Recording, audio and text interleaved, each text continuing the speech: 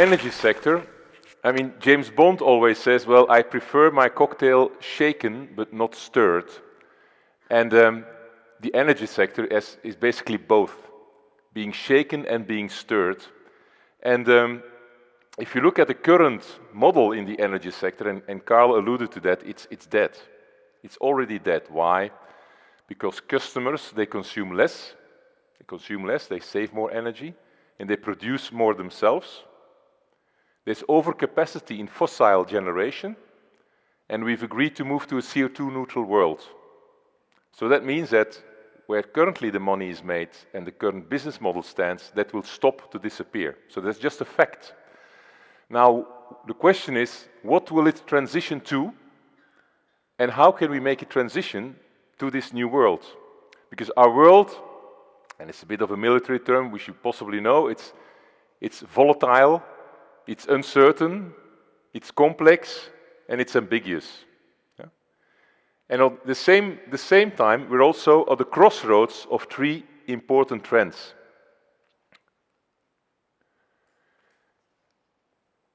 The whole issue around Mother Earth, CO2, growth of population, urbanization, etc. So where does our Earth go to?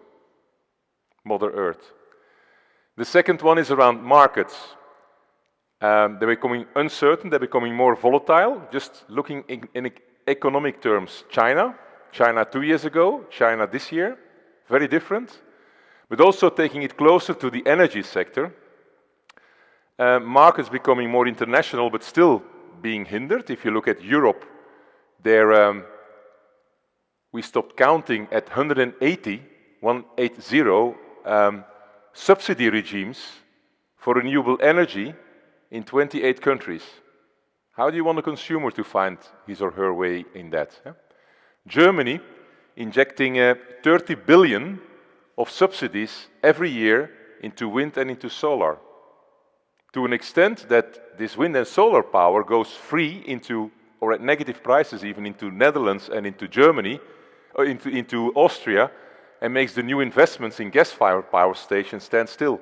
So that's written off billions of dollars. Yeah? Or even closer to home, in Belgium, where Belgium has got shortage of capacity, so they want to build a new power plant, while 3 kilometers across the border in the Netherlands, there's a power plant standing still. Yeah? So this internationalization of markets, I mean, it's there, but it's not there at the same time. And then more. And then on current markets, where typically these subsidies go to, is usually to companies to build large-scale offshore, onshore wind, etc. Now the third trend, which is clearly there, and again it was alluded to by Carl, is Moore's law. So basically doubling computer power every 18 months. And that's a huge opportunity, because it also creates the internet of energy. So where energy production gets atomized and decentral, and where you shift power to consumers. So the social as well as the economic benefit is there to grab for consumers. You don't need the big power companies anymore. So real democratization of energy, like there was a democratization of IT through internet and access to information and computing power. So utility 3.0, it's usually called as well. So what is crowd energy then? So when you look at crowd energy, customers or consumers who also produce, which we call prosumers, they want it. Technology can do it. If you look at Internet of Things, big data, peer-to-peer with blockchain, etc., technology can do it. So what's holding you back, dear crowd? How do you get the crowd mobilized in order to determine what this future energy picture should look like, and also actually engage on a large scale? Because we all can contribute individually, but we make a difference when we really get the movement going and shift to this new world of distributed energy. Now, what is holding us back? So what we did, we basically took the initiative to ask it to the crowd. And as we thought, it's not yet a mature topic, you know. We had the workshop and you have people talking about real concrete ideas, other people are talking about global trends, and how to get that communication going. So we basically said, let's first ask some practitioners to ask them what are the questions that we would ask the crowd. And we used Synthetron, and Johanna Selens is the CEO of Synthetron. It's a great tool that I'm already working on for a number of years, which really taps into the wisdom of that crowd. And we say, let's have the ideas together on what would the market look like in the future and how to get there. How do we activate the participants in the market, so we have them really step in and engage? And 3, what are the blockers and the enablers? Now, what were the conclusions so far? So we had the 2 Synthetron sessions just before this conference. We say, can we still do it? Well, let's do it. We'll see how we can get crowd active on this important topic. So what we did, basically, you see there at the left-hand side, I always confuse them, moderated online, so you can be wherever. I had Synthetron sessions with 400 people across the world. Works perfectly, so I would really recommend you or grant you the experience to do that also on the 5th of November at 8 p.m. Central European Time. So you're set at the virtual table, so you don't know who's at your table. You give your opinion, and the other participants at the table will score your opinion with a level of support or rejection. And both are important, because when you at the table you agree, it's an interesting information, but also when it's being rejected, the opposite of that. If you say, well, I mean, fossil power plants will still be there and people reject that, well, I mean, it's also interesting information compared to when they would all support it. Huh?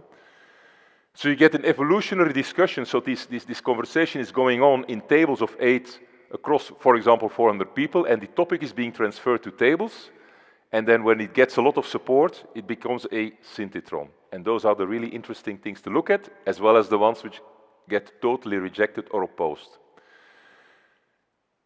And that gives you, let's say, deep and actionable insight as well. So what did we do? So we had a first panel of participants, which was actually larger than the crowd of 9. And so we expect a crowd of much more people on the 5th of November. So what you see, they were very active. On average, about, let's say, 10 messages per people. So it's time boxed at 1 hour, actually at 59 minutes. You see low level of consensus, and that's typically what you see in the energy debates. There's plenty of opinions all around the place, but how do we get the crowd converging to what it will be, and how to get there? What are the major blockers? How do we engage? How do we get actively participating? And there was quite a high bipolarity at the bottom. So those are the statistics. If you participate, that gets automatically generated. All right? So I will not go into much of what's on the slide. You can read it yourself, so the 2 trends. When we look at what are the experts' views, so this was the script, by the way. So this is the questions that we ask people. What will it look like in 10 years? How the winners and the losers? How do you expect to sell? How will we trigger you to be activated? All right? So what does the expert panel say? The expert panel says clearly, well, it will be technology-driven. It needs to be meaningful, use of own production, and it's around sharing, it's sharing economy. Where the experts opposed each other a bit was, will central production still exist? Will you have still these large power plants, kind of, for example, be there when the sun is not shining and the wind is not blowing? Or it's night, like on the slide of the Earth. The main drivers are very much CO2 reduction. That's what will drive it, according to practitioners. And it's the wish of a consumer to also become a producer, be independent of others. The bottlenecks are mainly seen as the regulatory frame. So the regulatory frame, the regulation still there to and basically developed in some countries literally in 2003, and it's still operating. 2003, we did not have that technology. We did not have Internet of Things. We did not have cheap solar power, etc. So the regulation holding it back with the example that I cannot sell to my neighbors. If I'm a producer and I want to optimize my energy, first of all, I save energy because that's the greenest one, the one that I save. I use it, but I also want to share it with my neighbor, and I also want to sell it onto the market. I'm not able to do that easily. And indeed, again, opposite views if the investment is currently worthwhile. So as a consumer, I want to see, oh, I invest in this. Of course, I'm doing this for Mother Earth, but what does it bring to me? What is my return on this investment? Because I've got alternatives. So it's necessary that I actually see the cost benefit of all that. So the actions which were identified by the experts were around how do we increase the knowledge of policymakers. So if we've got so much different views already on experts, what do you think policymakers will think? One says, I need to do this, the other one says, no, I need to do something else. And in the end, we stay stuck in the middle and do not move.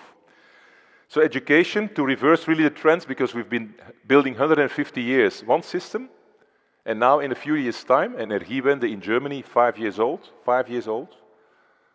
we need to totally rethink the way we go about energy.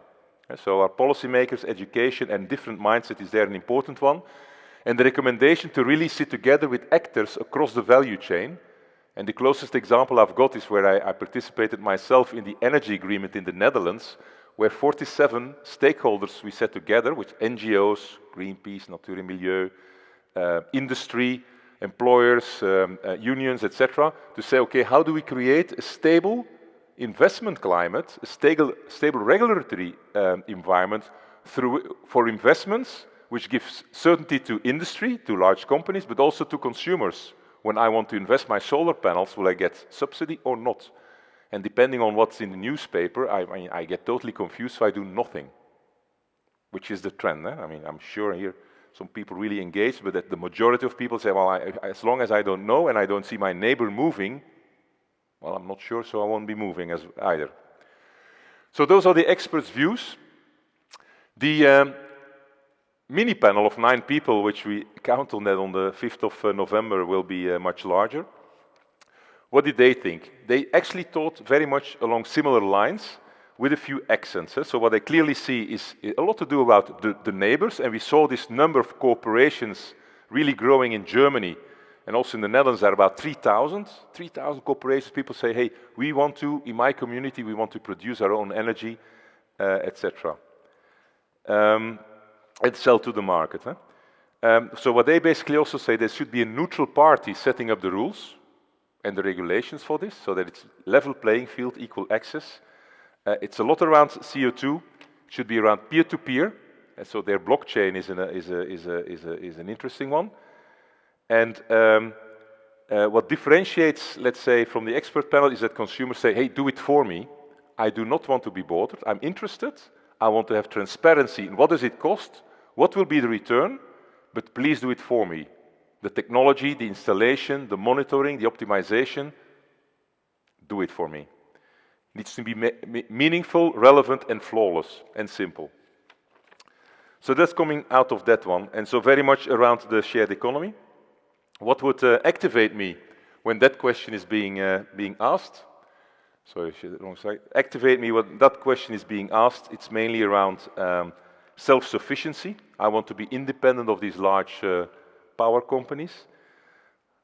If I can share my investment with others, that also incentivizes me to participate. If we can own a wind turbine or we can own solar together, and if I see large crowds moving, if I see others moving, I will move as well. So how do you develop a community of movement or a movement? From the community to a real movement.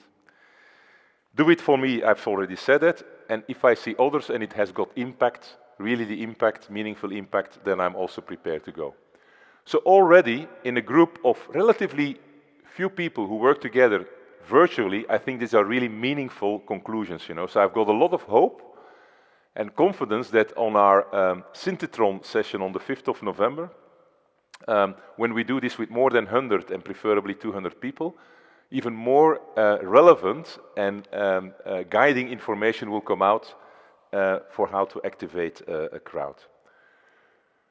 So, what I summarize basically on that conversation, what needs to happen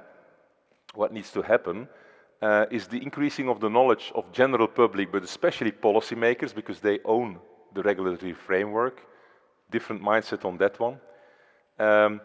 Working together with all actors within the value chain, setting that up preferably on a European level, but if we can get going on a national level, there would already be significant steps. Look at the Netherlands.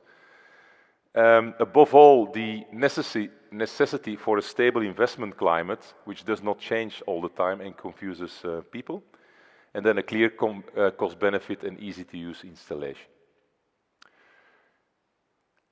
Last but not least, but the slide is not there, I hope it's now in your diaries on the 5th of November at 8 o'clock CET. Who will actually contribute now, after you've heard this?